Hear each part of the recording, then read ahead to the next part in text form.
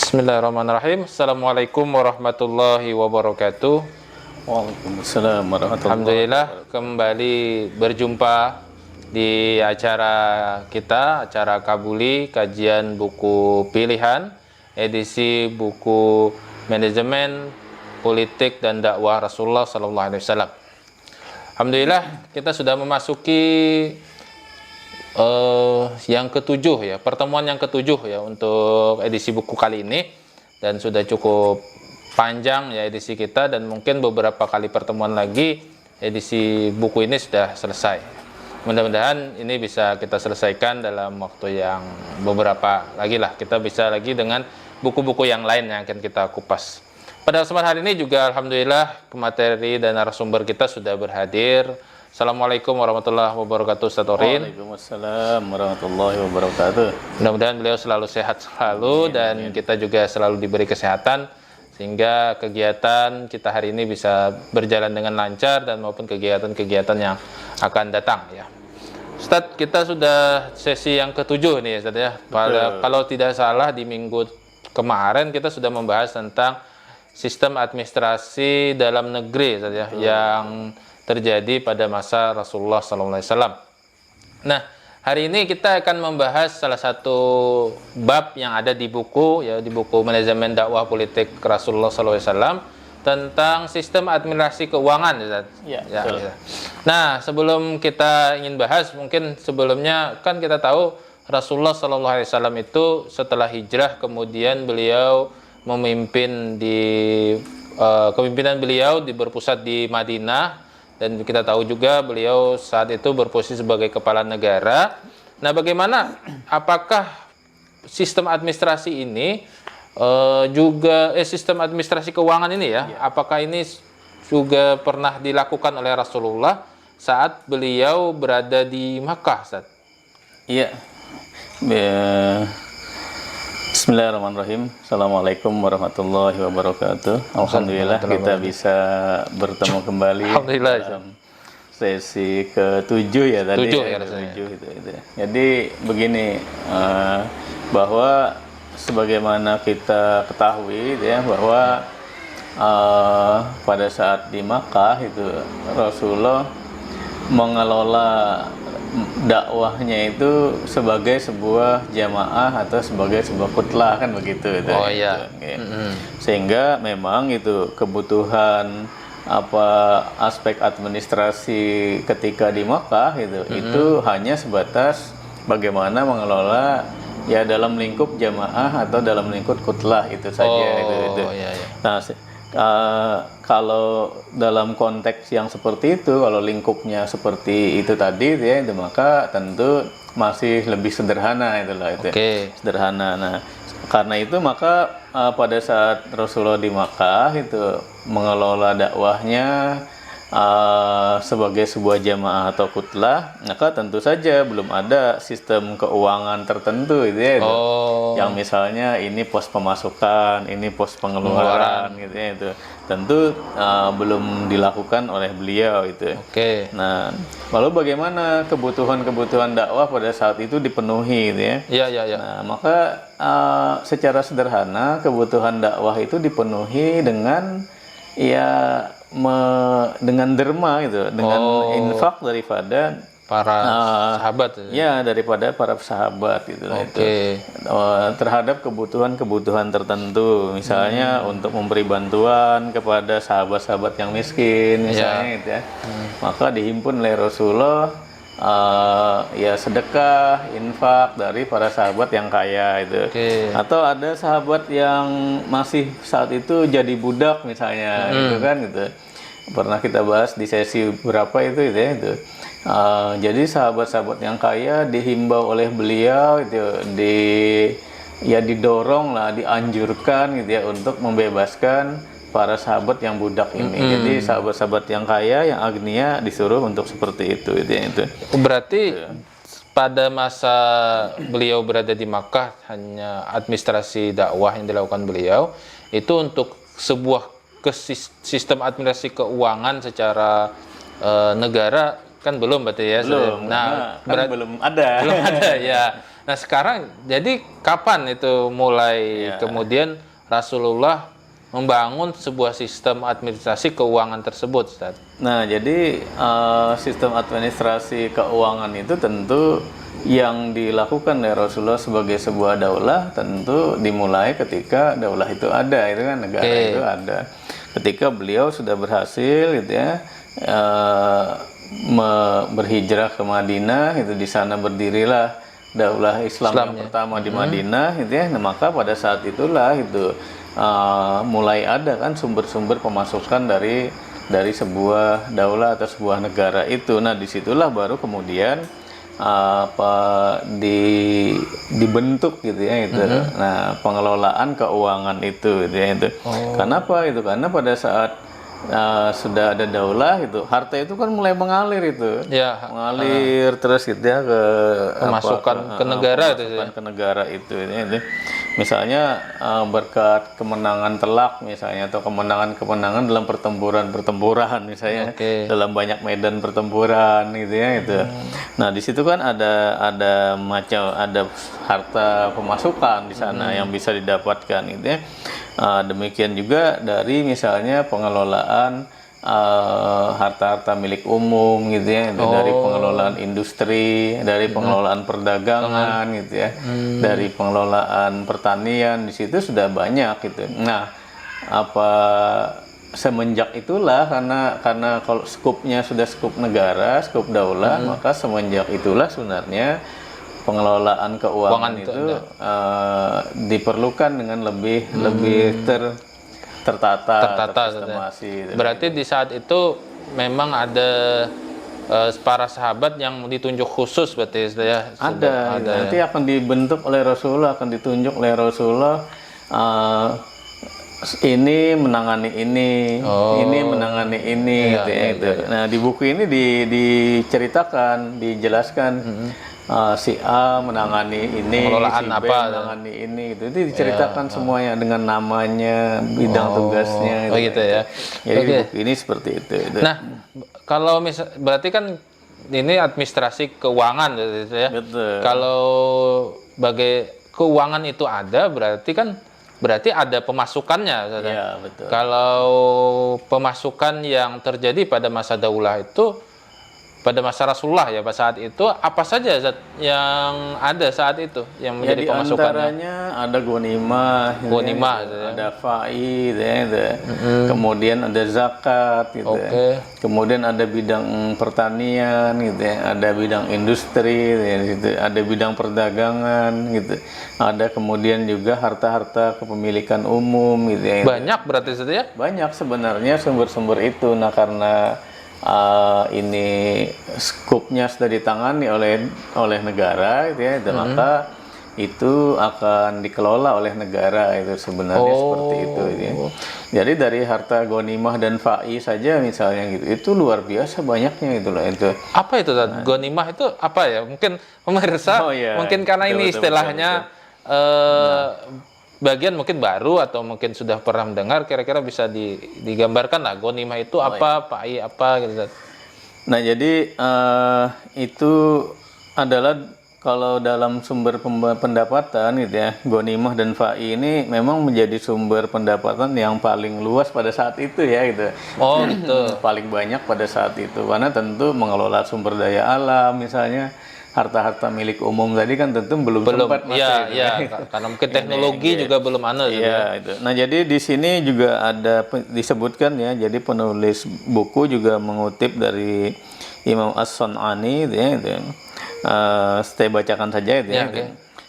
Imam As-Sun'ani mengatakan gitu, fa'i dan ghanimah itu berbeda. Kata beliau seperti ini ya. Ini pendapat dari Imam As-Sun'ani itu. Ghanimah berasal dari harta yang didapatkan kaum muslimin dari kaum kafir. Ini artinya setelah kaum muslimin diizinkan untuk melakukan jihad, peperangan gitu loh. Gitu. Jadi dari hasil peperangan gitu, itu ada dua harta yang bisa didapat, yaitu ghanimah dan fa'i gitu loh. Gitu. Nah, ghanimah itu apa? Nah, itu ghanimah itu tadi harta yang didapat dari hasil peperangan dengan orang-orang kafir gitu ya, itu. Nah, 1/5-nya diserahkan kepada kepada kepala negara, dalam hal ini Rasulullah pada saat itu, seperlima, seperlimanya. Nah, seperlimanya inilah itu yang dikelola atau ditasarufkan, yang hak tasarufnya atau hak pengelolaannya itu ada pada Rasulullah gitu, atau pada kepala negara gitu. Nah, sedangkan yang 4/5 sisanya itu diberikan kepada kaum muslimin yang mendapatkannya itu. Nah, ini maksudnya mendapatkannya itu yang ikut berperang ya, atau bisa yang ikut berperang gitu ya, atau yang lainnya itu. Nah, jadi seperti itu. Artinya Pak, seperlimanya untuk dipegang oleh Rasulullah, itu 4/5-nya dibagi oleh beliau. Itu hak mereka itu ya. Nah, adapun fa'i itu adalah harta yang didapatkan kaum muslimin karena adanya perdamaian gitu. Nah, itu. Perdamaian. Kalau tadi ghanimah dalam peperangan gitu ya. Jadi misalnya Daulah Islam di bawah pimpinan Rasulullah gitu ya, itu melakukan peperangan gitu, misalnya di perang Badar gitu ya, perang Khandaq, perang Uhud, perang Khaybar dan lain sebagainya, perang Khandaq, dan ya misalnya di perang Uhud, perang Badar misalnya, perang pertama itu, itu di mana kaum muslimin secara gemilang gitu berhasil mengalahkan pasukan Makkah itu, Quraisy gitu ya, yang berjumlah 3 kali lipat gitu gitu. Nah, di situ kan meninggalkan banyak harta kan gitu. Ada kuda-kuda perang gitu ya, baju-baju perang, unta, logistik gitu, ada persenjataan gitu. Bahkan ada tawanan-tawanan gitu loh. Nah, itu semua menjadi hak dari yang menang gitu kan gitu. Itu. Jadi hak yang menang. Nah, itu diambil seperlimanya untuk Rasulullah, yang terserah beliau untuk memakai untuk apa. 4/5-nya dibagikan kepada yang lain gitu ya. Kemudian kalau fa'i tadi, fa'i itu di Imam As-San'ani menyebutkan, ini dikutip oleh penulis, adapun fa'i adalah harta yang didapatkan kaum muslimin karena adanya perdamaian dengan kaum kafir gitu ya itu. Nah, gitu, dengan memberikan harta benda mereka, tanah, hasil tanaman dan apa saja menjadi syarat perdamaian gitu ya. Yang pada prinsipnya didapatkan kaum muslimin tanpa melalui jalan paksaan gitu. Nah, fa'i diserahkan kepada khalifah ya. Kalau dulu diserahkan kepada Rasul, beliaulah yang kemudian mentasarufkannya itu. Mengelolanya mau dibagi berapa kepada siapa dibaginya, yaitu terserah beliau gitu loh itu. Nah, itu perbedaannya sedikit gitu ya. Ghanimah, fa'i tadi ya. Nah, ini ghanimah yang pertama ya, yang diperoleh oleh kaum muslimin pada perang Badar, yaitu tahun kedua Hijriah misalnya itu. Ini kaum muslimin memperoleh banyak senjata dan harta di sini. Kaum muslimin juga berhasil menawan 70 orang laki-laki dari kalangan kaum Quraisy gitu ya itu. Gitu. Nah, 70 orang laki-laki gitu ya. Ini disebutkan kalau di beberapa kitab sirah disebutkan dua tawanan itu masing-masing ditebus dengan uang yang nilainya sejumlah 40.000 uqiyah gitu. Jadi uqiyah itu satuan mata uangnya ya. 1 uqiyah sama dengan 40 dirham gitu. Nah, gitu. 40 dirham. Nah, gitu. Jadi 40 dirham gitu ya itu. Itulah tebusannya. Jadi banyak macam-macam ini, tidak harus begitu gitu ya. Ada berapa dan lain sebagainya. Nah, itu tadi penjelasannya terkait definisi lah. Tapi intinya tadi kan berarti banyak sekali sumber pemasukan. Sumber pemasukan. Dan tadi Sempian sudah juga menyampaikan pada saat kondisi saat itu ghanimah dan fa'i itu termasuk yang pemasukan yang lumayan banyak tadi ya. Menjadi saat itulah. Malah bisa dikatakan yang paling dominan. Nah, kemudian karena itu dominan tadi, bagaimana kemudian Rasulullah mengelolanya untuk kemudian menjadi sumber pemasukan, dan juga bagaimana sumber pemasukan itu dikelola oleh Rasulullah untuk ghanimah tadi? Iya, jadi nah seperti tadi misalnya ada tawanan gitu ya. Tawanan contoh lah. Ditebus gitu. Artinya yang ini yang mau bebas dari tawanan maka ditebus. Itu kan jadi harta pemasukan buat daulah gitu ya. Kemudian tentu banyak tadi logistik yang ditinggalkan gitu ya, harta yang ditinggalkan gitu ya, kuda-kuda perang, unta gitu ya, persenjataan, itu semua menjadi ya sumber pemasukan bagi negara itu ya itu. Sepertinya dalam perang-perang modern juga begitu kayaknya. Ya, kayaknya. Sepertinya seperti itu gitu ya. Yang Makanya ada sebutan istilah harta pampasan perang katanya Iya. begitu. Nah, jadi ini bukan sesuatu hal yang ya sampai dalam perang modern pun tetap diinikan, bahkan yang menang bisa minta tanggungkan utang negaranya kepada yang kalah gitu kan gitu dan sebagainya lah gitu. Nah, ini biasa terjadi seperti itu. Ya, lalu itu semua dikumpulkan oleh Rasulullah. Kalau ghanimah tadi kan awalnya ya dibagi rata itu oleh Rasulullah, kemudian turun ayat tentang humus atau 1/5 untuk Rasulullah tadi gitu. Sisanya baru dibagi oleh untuk ghanimah itu. Nah, kalau terkait dengan pengelolaannya maka terdapat satu isyarat gitu tentang bentuk sistem administrasi pengelolaan harta umum pada perang Badar itu. Jadi perang Badar dapat ghanimah itu kan itu. Maka di situ ada Rasulullah ada memberikan isyarat bentuk sistem administrasinya, bentuk pengaturannya. Yaitu misalnya beliau mengangkat Abdullah bin Ka'ab bin An-Najjar gitu ya itu untuk menangani harta ghanimah perang Badar ini sebelum dibagi itu. Jadi sebelum dibagi nih sebelum dibagi maka ditangani dulu nih, dicatat dulu mungkin begitu ya gitu. Diadministrasi dulu lah, unta berapa jumlahnya begitu ya itu. Tombak berapa gitu kan itu, panah berapa itu, tawanan berapa, mungkin diadministrasi. Jadi sebelum dibagikan itu ditangani dulu ghanimah itu oleh Abdullah bin Ka'ab bin An-Najjar gitu lah itu. Nah, sedangkan untuk menangani para tawanan, ini tawanan rupanya khusus nih. Ada yang menangani khusus. Nabi mengangkat seorang anak muda bernama Syakron gitu ya itu. Nah, lalu untuk di bagian distribusinya gitu ya, yang membagikan gitu ya, ini diangkat oleh Rasul Muhaimah bin Jus bin Abdi Yagus gitu ya itu. Nah, gitu. Membagikan harta ghanimah tadi kepada yang berhak menerimanya gitu. Yang dibagikan seperti itu. Nah, petugas ini itu dinamakan diberi gelar Sohibul Ghanimah, Sohibul Ghanaim gitu. Berarti memang khusus ya. Ini menunjukkan bahwasanya Rasulullah memang mengelola dengan sangat luar biasa berarti. Betul. Nah, ketiga orang ini memang orang-orang pertama itu. Orang pertama yang diangkat oleh Rasul dalam struktur administrasi keuangan lah ibaratnya begitu itu. Karena tadi itu kan pada perang Badar ya. Ya, itu tadi pada perang Badar gitu. Nanti misalnya pada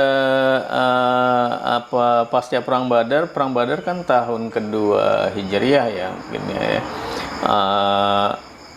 Atau malah tahun kemudian ada juga peristiwa di mana Yahudi Bani Qainuqa itu melanggar atau membatalkan perjanjian dengan kaum muslimin gitu. Nah, jadi lalu kemudian kan mereka diusir oleh Rasulullah. Jadi Rasulullah juga bisa bersikap tegas gitulah itu. Tidak seperti yang dikatakan bahwasanya Rasulullah selalu lemah lembut gitu ya itu. Berlaku lembut, berlaku santun. Sopan, gitu. Tapi dalam perkara-perkara tertentu yang membutuhkan ketegasan, beliau tegas juga itu. Misalnya Yahudi Bani Qainuqa ketika melanggar perjanjian dengan kaum muslimin, membatalkan perjanjian, maka diusir oleh Rasul gitu. Diusir gitu. Nah, mereka kan meninggalkan meninggalkan harta-harta mereka tuh itu. Mereka memiliki perhiasan, itu mereka memiliki senjata, alat produksi, pabrik lah mungkin kalau sekarang ibaratnya itu. Nah, itu juga menjadi ghanimah bagi kaum muslimin juga itu. Nah, jadi seperti itu tentang ghanimah. Ini contoh di ghanimah ya. Kita belum ada contoh di FAI misalnya, itu juga ada itu. Berupa tanah kebun gitu ya. Sebagaimana apa pernah Abdullah bin Rawahah misalnya diangkat oleh Rasulullah gitu ya, itu untuk menaksir gitu, melakukan penaksiran nih pas perang Khaybar itu. Jadi melakukan penaksiran gitu terhadap hasil kurma gitu. Tanah-tanah di Khaybar itu loh itu. Ya Abdullah bin Rawahah, ada orang yang ditunjuk dengan tugas menaksir hasil kebun, hasil kurma di tanah Khaybar gitu loh itu. Baru kemudian dikasihkan kepada penduduk Khaybar separohnya itu, kemudian diambil untuk kaum muslimin, untuk daulah separohnya itu loh itu. Nah ini Abdullah bin Rawahah yang melakukan gitu loh itu. Nah jadi Abdullah bin Rawahah ini sepertinya orang yang ahli dalam penaksiran gitu ya, hasil kebun gitu ya itu. Nah setelah Abdullah bin Rawahah meninggal gitu ya, jadi pada saat perang Mu'tah Abdullah bin Rawahah kan gugur sebagai syahid kan gitu. Pada tahun 8 Hijriah gitu ya. Nah, maka Nabi kemudian menggantikan tugas Abdullah bin Rawahah itu kepada Sahal bin Haythamah gitu ya. Kemudian ada juga Farwah bin Amr gitu ya itu. Nah, mereka ini yang kemudian menaksir hasil kebun kurma di Khaybar gitu pada tahun-tahun berikutnya itu loh itu. Jadi ini beberapa contoh lah. Kalau di buku ini banyak sekali sebenarnya. Contoh-contoh ini di mana itu dikerjakan oleh siapa itu begitu itu. Ya. Oke, Ustaz, tadi kan kita sudah membahas tentang ghanimah lah dan fakir. Iya, betul. Dan sumber pemasukan seperti yang sampaikan lumayan banyak gitu ya. Banyak, ada jizyah juga misalnya itu. Mungkin lain kali lah kita bahas ya. Kalau misalkan kita bahas terlalu semuanya kayaknya waktunya juga. Iya, betul itu. Betul. Waktunya perlu panjang gitu ya. Tapi ini tadi rasanya sampean ada menyampaikan salah satu pemasukannya adalah zakat gitu betul, ya. Betul. Iya. Berarti bagaimana kalau yang di zakat itu seperti apa pada masa Rasulullah dan mungkin sebagai pemasukannya seperti apa? Karena kalau lihat hari ini zakat juga ada sampai dengan sekarang gitu. Betul. Nah ini bagaimana Rasulullah kemudian mengelolanya lah? Iya, jadi memang zakat ini kan selain sebagai rukun Islam gitu ya, itu salah satu dari rukun Islam gitu kan gitu. Nah, bahkan zakat ini disandingkan dengan sholat biasanya kan gitu. Nah, maka memang zakat ini juga merupakan sumber pemasukan dari daulah yang sangat penting gitu. Nih, hanya saja itu hanya saja zakat ini kan dia jadi sumber pemasukan. Nah, kan kalau pemasukan kan dikeluarkannya kemana kan gitu gitu. Nah, hanya saja zakat ini pengeluarannya itu juga khusus itu. Nah, zakat ini memang bagian dari sebuah ibadah itu. Jadi dia ya bagian dari ibadah yang hukum-hukumnya itu memang lebih bersifat tauqifi. Tauqifi itu sudah ketentuan dari sononya lah begitu. Allah Subhanahu wa taala menurunkan begini tata caranya, aturannya seperti itu itu. Nah, lalu ditarik dari apa zakat itu sudah ditentukan apa-apa saja itu. Nah, itu nanti masuk ke bagian pembahasan fikihnya itu. Nah, dikeluarkan kemana, didistribusikan kemana itu. Nah, gitu. Ini juga ada ketentuannya itu. Nah, zakat itu luar biasa sekali sebenarnya itu. Jadi dia juga memiliki dampak sosial yang sangat besar sekali itu. Bahkan dalam banyak hadis Rasulullah Shallallahu Alaihi Wasallam mengancam orang-orang yang tidak menunaikannya itu. Nah, lalu kemudian zakat ini kalau buku ini kan mengkaji tentang sistem administrasi ya. Nah, maka kata penulis, studi terhadap sistem administrasi yang ditempuh oleh Rasulullah Shallallahu Alaihi Wasallam dalam mengumpulkan zakat, ya, menghimpun, menariknya, menyimpan dan mendistribusikan zakat, maka nampak bahwa beliau telah membuat sebuah struktur administrasi yang besar untuk menarik dan mendistribusikan zakat ini. Jadi bahkan lebih besar, lebih banyak dari yang lain gitu ya, seperti itu. Bahkan beliau memberikan gaji juga kepada mereka dari pemasukan zakat itu sendiri ya itu. Nah, zakat ini nanti dikeluarkan gitu ya. Kalau secara pengeluarannya dikeluarkan kepada 8 asnaf yang berhak menerimanya itu. Nah, itu fakir, miskin, amil gitu ya, orang yang mengelola zakat itu. Kemudian mu'allafatu qulubuhum gitu ya, mu'allaf yang dibujuk hatinya gitu ya. Kemudian membebaskan budak gitu ya, gorimin, orang-orang yang berhutang gitu ya. Kemudian fisabilillah, orang-orang yang dalam jalan Allah gitu ya, dan mereka yang sedang dalam perjalanan, wabnis sabil gitu ya. Nah, itu ketentuannya itu. Nah, bahkan tidak cukup sampai di situ, Rasulullah juga ya memberikan ya briefing atau pelatihan lah gitu ya gitu, untuk para pegawai zakat ini gitu ya. Kemudian juga dipilih dari orang-orang yang memiliki rasa takut pada Allah, karena kan urusannya urusan dana ya gitu ya, keuangan gitu. Nah, bahkan beliau sampai mengatakan gitu, al-amilu ala sodaqoh bil haq gitu ya, kal gozi fi sabilillah itu, hatta yarji'a ila baitihi gitu. Jadi seorang pegawai zakat yang jujur gitu, itu seperti orang yang berperang di jalan Allah sampai dia kembali ke rumahnya itu. Ini bahkan beliau kemudian di buku ini disebutkan gitu ya, beberapa sumber katanya menyebutkan kepada kita sejumlah besar pegawai zakat yang diutus oleh Nabi Shallallahu Alaihi Wasallam ke berbagai negara, ke berbagai wilayah di dalam daulah Islam. Misalnya itu ya, Rasulullah pernah mengutus Al-Muhajir bin Abi Umayyah ke Son'a gitu, Ziyad bin Labid Al-Ansori itu ke Hadramaut misalnya gitu, Adi bin Hatim gitu kepada suku Toyi, Amr bin Al-As ke Oman gitu ya itu. Kemudian Khalid bin Walid ke Murad dan Mudbah itu, Ali bin Abi Thalib ke Najran gitu ya itu, Mu'adz bin Jabal ke Yaman gitu, Ammar bin Hazm ke Najran gitu juga, dan banyak lagi di sini disebutkan itu. Jadi memang ini banyak sekali. Nabi SAW juga pernah mengutus Malik bin Nuwairoh itu untuk menarik zakat dari Bani Hanzalah gitu ya. Dari Bani Sa'ad beliau mengutus 2 orang gitu ya, dari kalangan mereka sendiri itu. Jadi ini banyak sekali, berapa halaman menyebutkan ini gitu ya. Iya, beberapa halaman menyebutkan nama-nama siapa itu yang diangkat untuk menjadi ya mengelola zakat itu, menarik dan nanti mengumpulkannya itu. Itu berarti para pengelola itu langsung diangkat oleh Rasulullah, berarti dia di bawah daulah gitu ya. Iya, jadi dia menjadi pegawai daulah memang itu loh itu ya gitu. Tidak terpisah gitu ya. Iya. Nah, gitu. Jadi diangkat oleh daulah itulah, diangkat oleh khalifah gitu ya untuk melakukan penarikan zakat itu.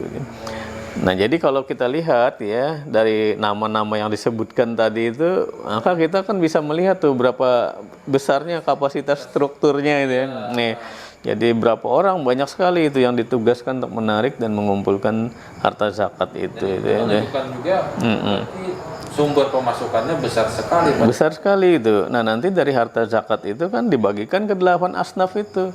Yang pada saat itu tentu juga notabene daulah Islam baru berdiri, baru mau ini kan gitu. Maka kemudian pasti masih adalah masalah-masalah ekonomi kan gitu itu. Nah, di situ dibagi itu. Mohon maaf, gitu. Kayaknya kita sudah tergambar lah bahwasanya sumber zakat ini juga sumber pemasukan yang sangat luar biasa gitu ya. Betul. Tapi kalau kita perhatikan tadi penjelasan dari sampean tadi bahwasanya harta-harta tersebut kan ada yang berupa uang, ada berupa barang. Betul itu. Nah, kemudian di saat zaman Rasulullah itu bagaimana penyimpanannya? Penyimpanannya itu dalam konteks seperti apa? Apakah dalam sebuah keadministrasian tertentu? Iya, betul itu. Jadi memang itu ya namanya berlimpah ya gitu. Jadi ada berupa uang, berupa barang, tanah, uang emas, perak, dinar, apa-apa gitu. Nah, kalau yang begitu-gitu kan biasanya langsung dibagi oleh Rasulullah kan gitu. Biasanya langsung dibagi dan tidak tidak lebih dari 3 hari lah gitu, itu akan habis gitu membagikan itu. Jadi memang tidak terlalu perlu tempat yang ini lah gitu. Tapi kan tetap walaupun 3 hari tetap disimpan kan, gitu. Nah ini jadi harta-harta dalam bentuk yang jenisnya uang gitu ya, itu biasanya disimpan di rumah Nabi Shallallahu Alaihi Wasallam atau di rumah salah seorang sahabat gitu itu. Nah ada sebagian sahabat yang bertugas menangani penyimpanan dan pencatatan daripada harta-harta ini itu. Nah, dicatat berapa itu ya. Jadi misalnya Az-Zubair bin Al-Awam itu, Zubair bin Awam dan Juhaim As-Salt gitu, itu pernah bertugas mencatat harta zakat gitu. Harta zakat yang masuk itu disimpan gitu kan gitu. Disimpan untuk dibagikan kembali itulah itu gitu. Nah, kemudian juga hal ini tentu sangat relevan dalam kaitannya dengan harta umum yang dikelola oleh negara itu. Nah, jadi pernah juga Hanzalah bin Ar-Rabi misalnya itu salah seorang sekretaris dari Rasulullah Shallallahu Alaihi Wasallam. Dia bertugas menjaga dan membukukan pemasukan gitu ya itu. Setelah maksimal 3 hari dibuatnya laporan untuk pemasukan Baitul Mal itu ya itu. Dan kemudian Nabi mendistribusikannya itu. Nah, kadang-kala tidak lewat 1 malam habis didistribusikan gitu ya itu. Nah, kadang-kala seperti itu ya itu. Jadi Imam Muslim juga pernah menuturkan bahwa sekelompok orang dari suku Mudhar gitu mendatangi Nabi ketika beliau melihat wajahnya pucat karena betapa miskinnya orang itu. Rasulullah kembali ke rumah itu, ternyata beliau tidak mendapati apapun dari habis nih sudah dibagi gitu ya. Maka beliau berkhutbah dan mendorong orang-orang untuk bersedekah memenuhi kebutuhan orang itu. Jadi kadangkala masuk keluar langsung gitu, masuk keluar gitu ya itu. Nah gitu, cuman memang tetap ada disimpan gitu ya itu. Nah itu tadi kan kalau harta tersebut terkait dalam bentuk uang kan gitu ya. Jadi, nah kalau yang bentuknya barang gimana gitu. Nah kalau yang bentuknya barang biasanya dikumpulkan di dalam sebuah tempat khusus gitu ya, itu di bawah kontrol Rasulullah langsung gitu. Nah di sini misalnya disebutkan bahwa beliau menggunakan rumah Romlah binti Al-Harith sebagai tempat penyimpanan gitu ya itu harta-harta tadi gitu ya itu ya, gonima gitu ya. Bahkan tawanan pun bisa dikumpulkan di situ gitu ya, itu ini. Nah demikian juga pernah dituturkan juga itu di sini juga ada disebutkan gitu ya. Nah Bilal gitu ya, Bilal itulah yang sering walaupun dulu belum ada itu ya struktur bendahara misalnya itu, cuma sepertinya itu disebutkan biasanya itu Bilal gitu yang menangani ini gitu ya itu. Nah jadi cadangan makanan itu ditempatkan disimpan di rumah Rasulullah itu. Ini ada sebuah kamar di sana untuk menyimpan itu ya itu. Nah lalu apabila lah yang sering membuka itu loh itu untuk itu. Nah ini disebutkan juga di sini itu ya itu. Nah memang pada saat itu belum ada tugas tetap yang disebut sebagai bendahara itu. Nah tempat penyimpanan harta inilah yang kemudian disebut sebagai Baitul Mal itu itulah itu. Ya. Baitul Mal itu sebagai tempat penyimpanan harta. Betul gitu kan. Negara gitu ya. Iya. Disitulah dikumpulkan di sana. Nah, ya kalau ada yang perlu disimpan gitu kan gitu itu. Nah itulah. Nah maka dalam kajian kontemporer kemudian ke sini gitu ya itu. Misalnya dalam kitab Ajhizatud Daulah fil Hukmi wal Idarah misalnya itu ya, itu ketika membahas tentang struktur daulah Islam gitu ya itu, maka struktur negara dalam Islam salah satunya itu adalah Baitul Mal itu itu. Kenapa? Karena ini Baitul Mal itu memang memiliki contoh dan pedoman yang dilakukan oleh Rasulullah itu. Nah, jadi memang begitulah gitu ya penataan keuangan. tentu di sini banyak lagi yang disebutkan gitu ya. Kita tadi ambil beberapa contohnya lah untuk hanya sekedar membuktikan gitu ya, atau sekedar memberikan peneguhan lah buat kita bahwasanya Rasulullah itu menangani sebuah, tidak hanya bukan, kalau di awal-awal kita sebutkan bukan ketua RT saja lah gitu ya, tapi memang seorang kepala negara itu, dalam posisinya dalam kepala negara ya beliau mengatur tentang keuangan ini itu. Jadi begitulah gitu tentang keuangan sepertinya. Nah itu. Rekan-rekan sekalian, tadi kita sudah hampir 30 menit lebih kayaknya kita telah mendengarkan bagaimana kemudian Rasulullah SAW memanajemen, kemudian juga mengadministrasikan agar pengelolaan sumber pemasukan yang terjadi pada masa Rasulullah itu terkelola dengan baik dan tersalurkan juga dengan sangat baik. Bahkan tadi sudah juga disampaikan, disinggung oleh beliau, sumber pemasukannya juga sangat banyak, dan itu menunjukkan bahwasanya sumber pemasukan tadi menjadi sumber yang menjadikan negara Daulah Islam menjadi suatu rujukan yang luar biasa dan bisa contoh gitu ya. Iya. Bahkan bisa jadi apa yang menjadi dilakukan oleh Rasulullah sebenarnya harus kita contoh sampai sekarang, apalagi dengan sistem pengelolaan keuangan yang sumber pemasukannya sesuatu yang benar, sesuatu yang layak untuk digunakan. Terima kasih rekan-rekan sekalian sudah menonton kegiatan Kabuli pada kesempatan hari ini, dan juga kami terima kasih sekali pada Ustadz Orin yang sudah bersedia menyempatkan waktu untuk memberikan dan menyampaikan lah materi-materi tentang manajemen dakwah dan politik Rasulullah SAW. Dan di akhir pertemuan ini juga kami ingatkan, insya Allah kita rutin setiap Rabu malam, dan mudah-mudahan kita bisa berjumpa kembali di edisi Kabuli yang akan datang. Terima kasih atas perhatian, mohon maaf. Assalamualaikum warahmatullahi wabarakatuh. Waalaikumsalam warahmatullahi wabarakatuh.